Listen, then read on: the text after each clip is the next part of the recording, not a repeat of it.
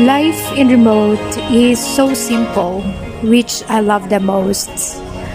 I prefer to live my life in simplicity.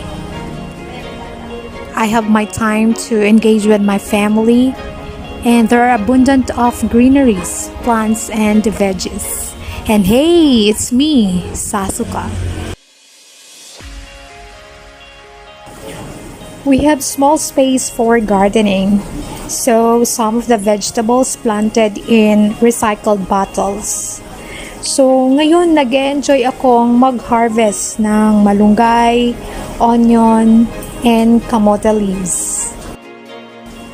Well, dahil sa pagre-recycle namin ng mga empty bottles at saka mga iba pang containers, na-maximize namin yung aming garden.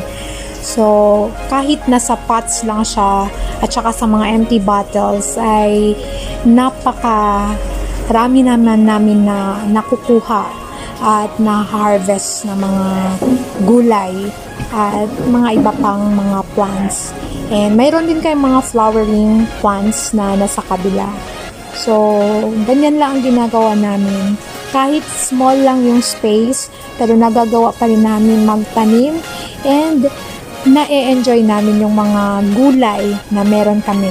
So, ganyan lang dito sa countryside at saka sa remote area.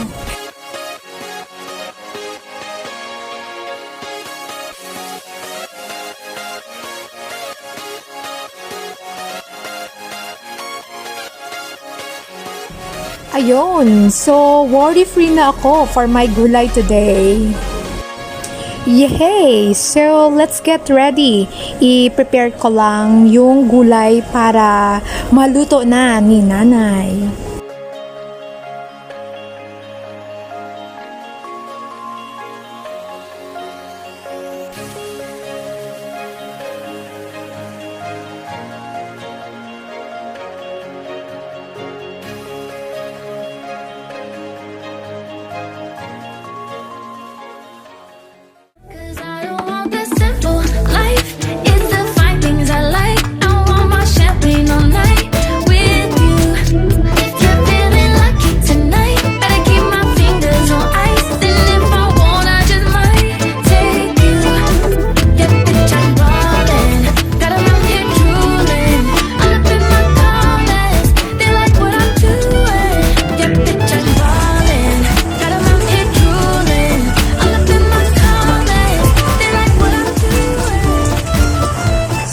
Ito yung isda natin for today.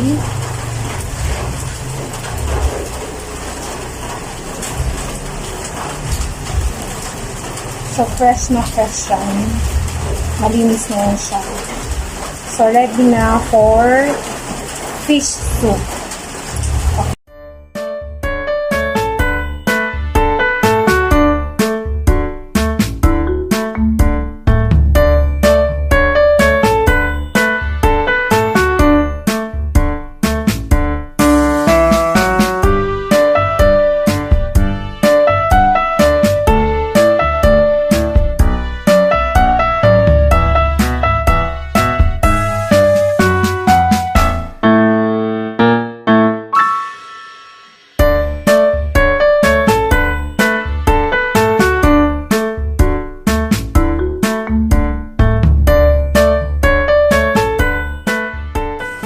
Now, it's time to relax. It's time to relax and appreciate the nature. Napakasarap guys ng hangin. So fresh and so beautiful sceneries ang mapagmamasdan natin. Nandiyan yung mga greeneries.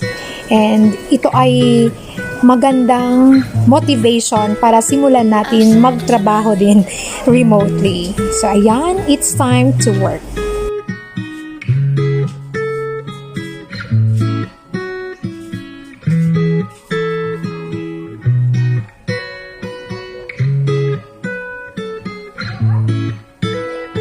I've said this a million times, you're no good for me.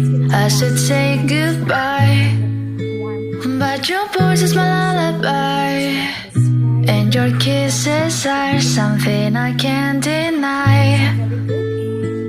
Study the dialogue together Let's read, and I'll read the lines of T, and you read the lines of S.